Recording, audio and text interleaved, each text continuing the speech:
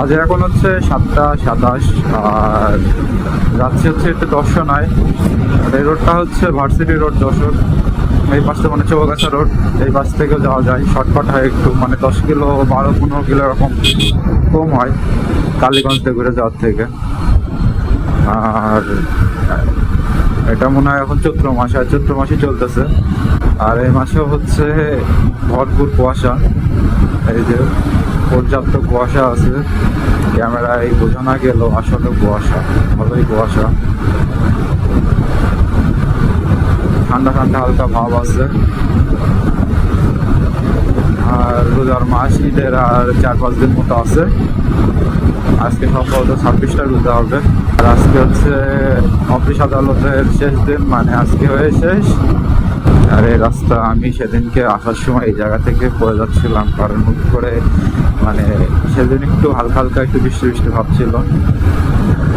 আর মাটি টানতেছে এই গাড়িগুলাই, আসলে হচ্ছে ভাটার গাড়ি, মাটি টানতেছে, ওগুলো মাটি পড়ে থাকে, এরা পরিষ্কার করে না। আর এটা হালকা হালকা বৃষ্টি জলে তো এটা কাদা কাদা হয়ে থাকে। হুট করে টার্নিং মেরে আমি ওটা বুঝতে পারি গাড়ির চাকা স্লিপ করে, কিন্তু কপালের জোরে পড়িনি।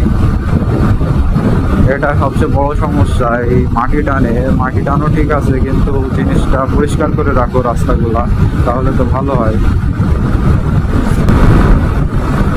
আর এই যে মাটি টেনে রেখে দিচ্ছে, এখনো মাটি মাটি হয়ে রয়েছে রোড।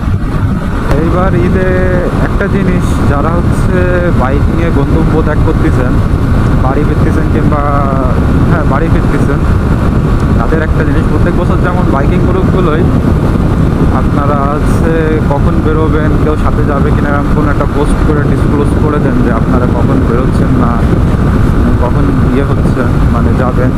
দয়া করে এইবার ওই কাজটা করবেন না, কারণ এইবার দেশের অবস্থা এমনিই খারাপ, পথে ঘাটে ডাকাতির অবস্থা খুব খারাপ, সে নিরাপদ অবস্থাটা এখন নেই।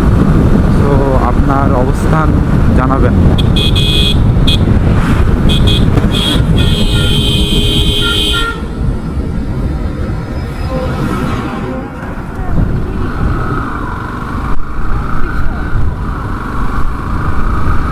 এই জন্য এটারে চৌগাছা রোড বলা হয়।